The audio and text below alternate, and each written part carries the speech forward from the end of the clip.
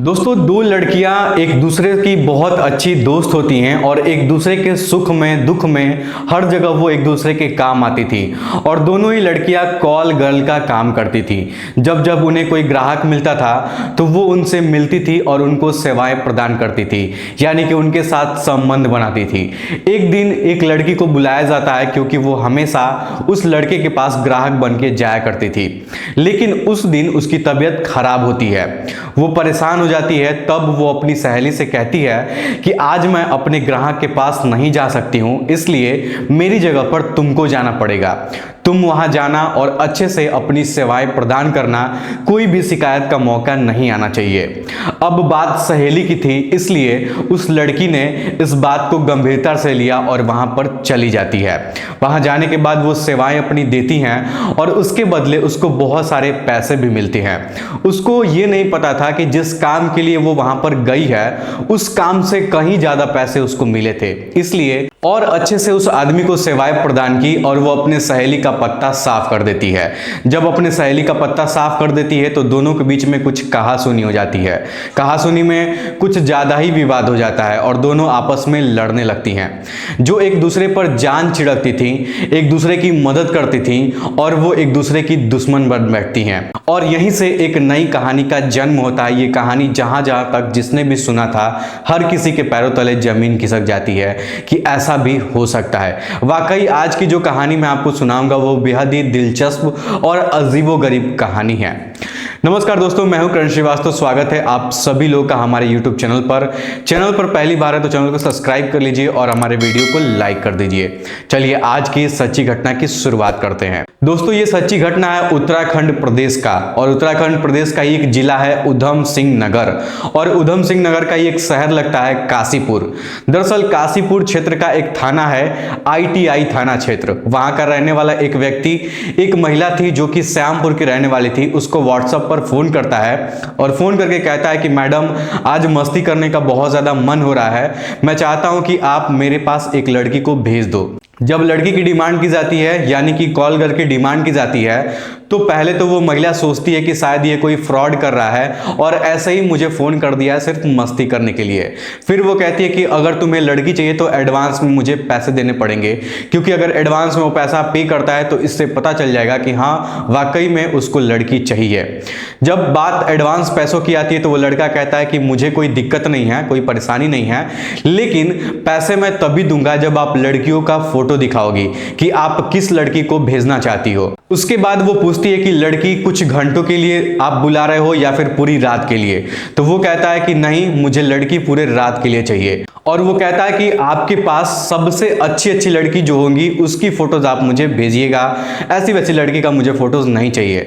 तो वो कहती है कि ठीक है, इसके लिए आपको ज्यादा चार्ज देना पड़ेगा अगर आपको अच्छी लड़की चाहिए तो वो कहता है कि ठीक है। उसके बाद व्हाट्सएप पर कुछ लड़कियों का फोटो भी भेजा जाता है और उन फोटोज में से किसी एक सुंदर लड़की को पसंद करना था, और जिस लड़की को वो पसंद करेगा उसके बाद उसकी पैसे की डिमांड की जाएगी कि वो लड़की कितना लेगी।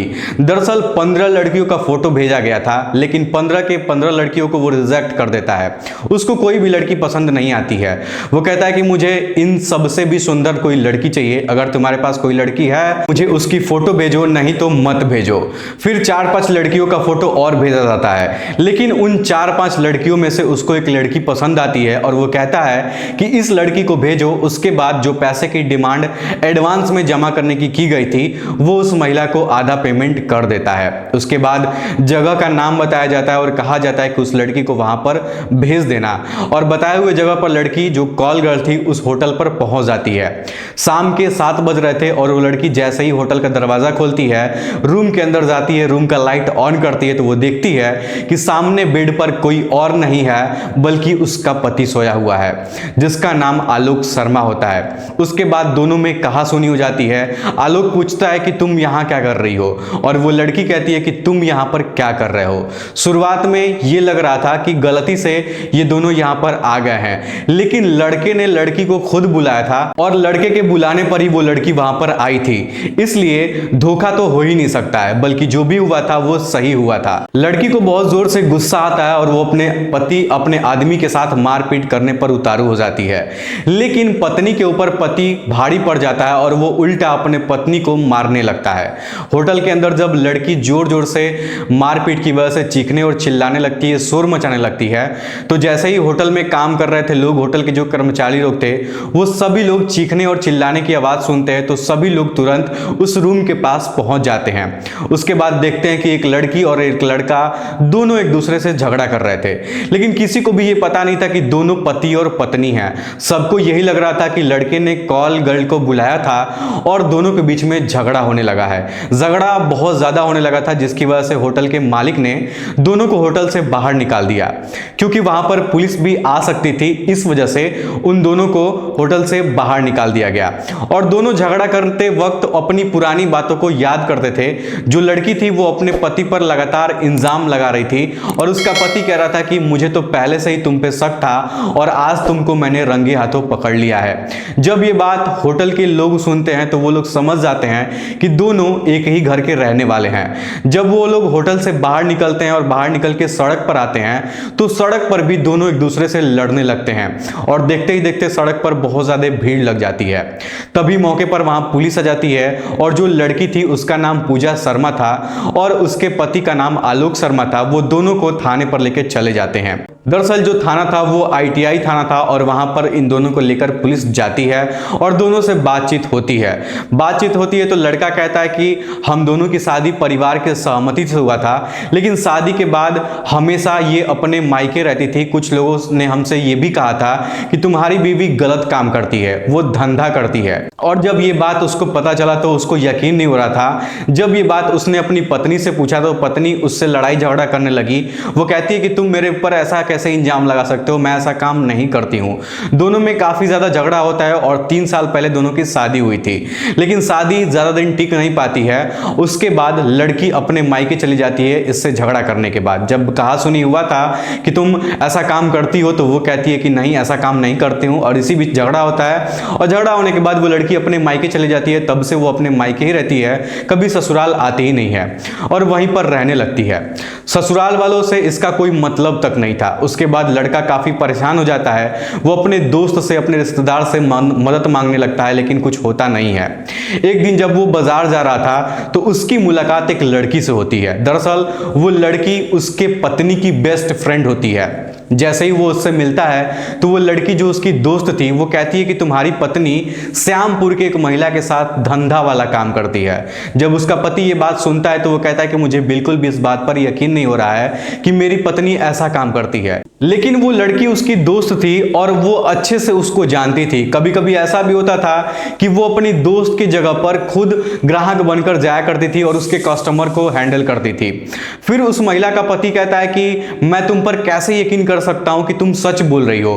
तब वो लड़की श्यामपुर के एक महिला का नंबर देती है। उसके बाद कुछ दिन बीत जाता है और आराम से, तसल्ली से वो आदमी उस महिला को 4-5 दिन बाद फोन करता है और कहता है कि मुझे एक कॉल गर्ल लड़की चाहिए, मुझे उसके साथ कुछ वक्त बिताना है। दरअसल ये उसके प्लानिंग का एक हिस्सा होता है और जो दलाल महिला थी वो इस बात को समझ नहीं पाई और उसको वही लड़की चाहिए थी जो उसकी पत्नी थी। पहले जो 15 फोटोज भेजे गए थे उसमें किसी को भी उसने पसंद नहीं किया, सारे फोटोज को रिजेक्ट कर दिया। उसके बाद जब 5 फोटो जो तो भेजे गए थे उसमें से एक लड़की को पसंद किया जो कि उसकी पत्नी थी और वो अपने पत्नी को रंगे हाथों पकड़ना चाहता था। और जब वो लड़की होटल में आती है तो दोनों के बीच में बहुत ज्यादा विवाद हो जाता है, जिसके बाद पुलिस ने जब ये पूरी कहानी सुनी तो पुलिस के पैरों तले जमीन खिसक गई और पुलिस भी अपना सर पकड़कर जमीन पर बैठ जाती है। और बात यही खत्म नहीं होती। पुलिस वालों के सामने पत्नी अपने पति को पीटने लगती है। वो कहती है कि मेरे पति का कई महिलाओं के साथ संबंध है और ये मुझे दहेज के लिए डिमांड करता है, मुझे मारता है, मुझे पीटता है। लेकिन उसका पति सिर्फ एक ही बात कह रहा था कि मैं तुम्हें आज रंगे हाथों पकड़ लिया है।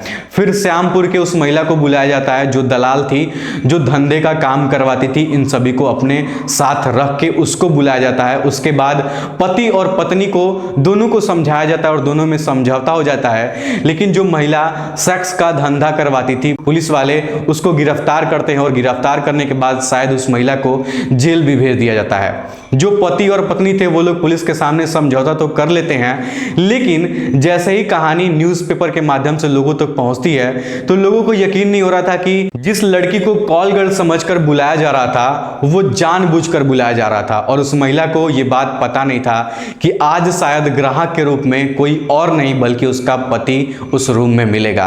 दोस्तों, इस घटना को सुनाने का मेरा मकसद आपको परेशान करना नहीं है, आपका दिल दुखाना नहीं है, बल्कि आप लोग को जागरूक करना है ताकि जीवन में आप लोग कभी भी ऐसी गलती ना करिए। यही मैं उम्मीद आप लोग से करूंगा। फिलहाल आज की इस वीडियो में इतना ही। वीडियो पसंद आए तो वीडियो को लाइक और चैनल को सब्सक्राइब जरूर करिएगा। धन्यवाद।